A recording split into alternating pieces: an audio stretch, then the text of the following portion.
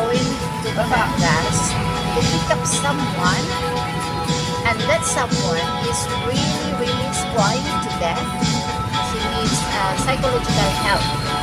So I'm gonna pick her up because I don't have a time to assist her, to entertain her every day, because that was very far from me. So she's gonna stay here with me to get better, I think. Okay?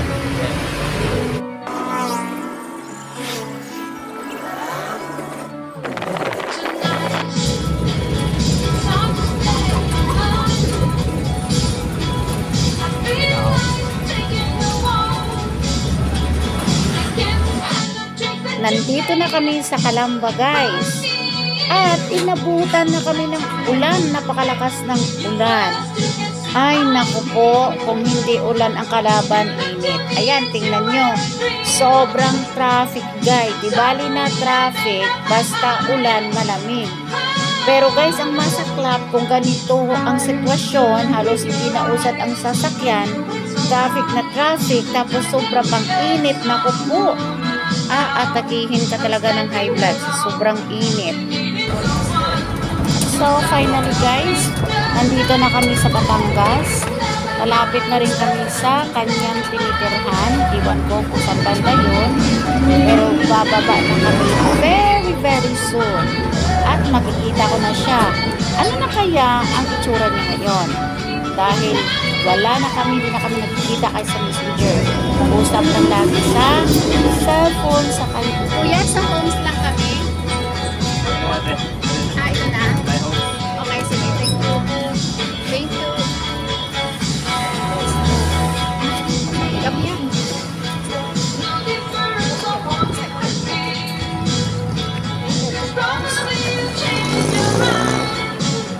You have to pass. You need to cross. Okay, thank you.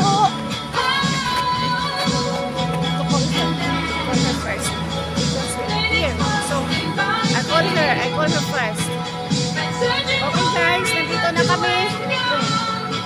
Nandito na kami sa area na ito. Susunduin namin yung isang tao na parang hindi ko na alam kung ano nangyayari sa kanya. Iyak ng iyak. So, anyway, I don't really know her. Everything about her. Except just a few things. But she needs help. So, we came here. I came here together with my son to rescue her. So, I'm gonna call her.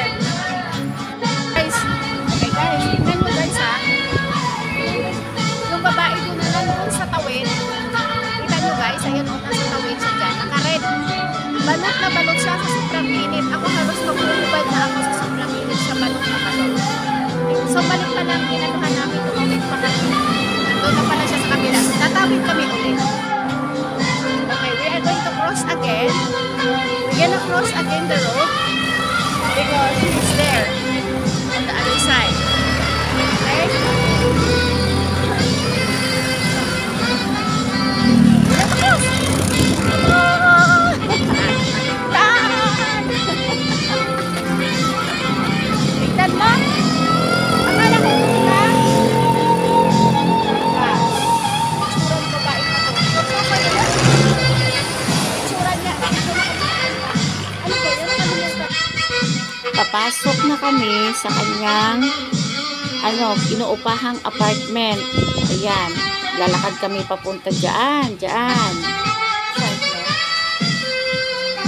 So, we have to walk, come inside here. Mostly where is this? I'm going to wear. Is this your things?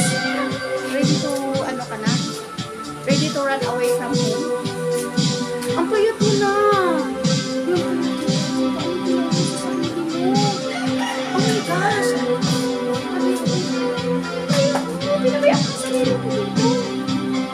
Diyos ko na babae. Where she's staying here alone by herself. And then, just like, I don't know how to say. So, if I'm the one gonna stay here, of course, I'm gonna be a local. Maybe, sisipa-sipa na ako. Maybe, sisipa-sipa na ako ng lata sa krusada. O baka ito ay tinanggal ko na isa-isa. Oh my God! Ang bayad mo. Pinagagawa mo sa sarili mo. I'm not regarding anymore before. You sit down. But it's okay because you know why you look slim. Yan. So, ganito siya dito. So, kailangan, tatanggalin ko na siya dito talaga. Yan. Ganito yung buhay niya dito. Yan. Diba? Ganito siya dito. Kagabi. Tapos, nag-war-war na naman kayo. Tapos, ayaw mong ibigay sa kanya. Ha? Siya ayaw mo ibigay? This ayaw, pati siya ayaw ko umalis. Sana. Ayaw mo siya umalis? Dito? Tapos? Ayun, may nakita akong saging. Ang sarap. Parang ang sarap-sarap talaga ng saging na to kasi ano siya, fresh tingnan. At hindi siya nakalburo, guys. Kaya kain muna ako dahil nagutom actually kami sa biyahe namin ng kay layo-layo, naabutan pa ng ulan. At ang sobrang nakakapagod, yung sobrang init. Kain ako ng banana, guys. Honestly, ganun talaga pag masyadong magulo ang pag-iisip ng isang tao.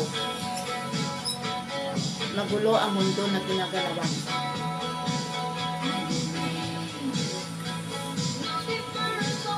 Wala kang peace of mind kasi mahirap makakuha ng peace of mind. Basurahan to. Mahirap makakuha ng peace of mind. Kasi nga, hindi nga peaceful ang life mo. So, mas lalo, hindi rin peaceful sa pakiramdam mo ang environment mo. Kaya ganito siya. I'm gonna ask you this question. I know this is really tough question, but you need to answer it. Why you're wasting your time thinking, dwelling, crying, that kind of man is not worth it. Why? Why? Because that's how I, that's the way how I, You love the person. I love the person. Yeah, He's not that's worth. me. He has. That's my big problem. He is with not my heart. handsome. He is not handsome. He doesn't have a house. He doesn't have money. Why you have to? Oh my God! Why you just dying for love? He's not worth it to think about him almost every second of your life. Oh my gosh! How are you, Daddy? I won't gonna waste my time, no matter how handsome you are or rich you are, but you are such a selfish, narcissistic kind of man. I would never waste my time on you. Remember that. Okay. Alis na kami, guys. Layas na kami dito sa lugar na ito. Pagpapakasal na ako sa apam. Ayaw ko na ng ganitong buhay.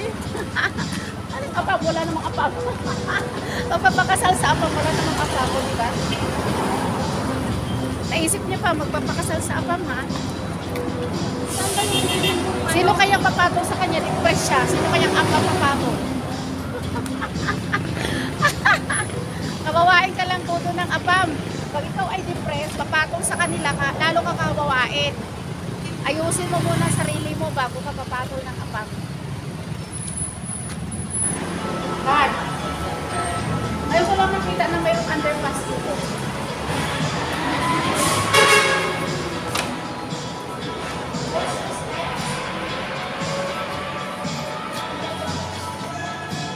Scabbling Papa Kunyase, Papa Pese, Papa Kunyase, Oh. Papa ko yes, sir. Papa thank Baka sa gabon na iniinom. Papa ko yes, sir. Papa ko yes, sir. Papa thank Tubal kami dito sa Papa underpass. ko yes, sir. May underpass pala dito.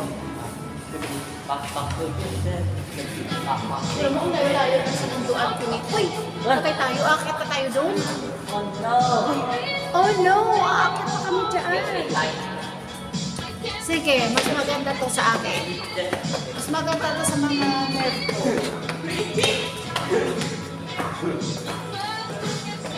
Baka ang labas nito papunta na ng brother, ah. there's a bird sister. What? Uy, yung makiling, di ba? Ayan guys, nandito na kami sa jeep. Pauwi na kami. Kasama na namin siya.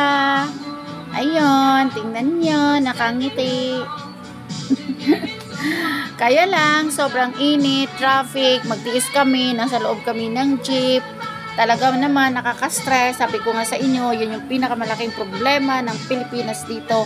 Nasabi nila, ang hirap-hirap ng mga tao, pero ang daming sasakyan. Mahirap na nga ha, mahirap ha, pero grabe ang yaman namin.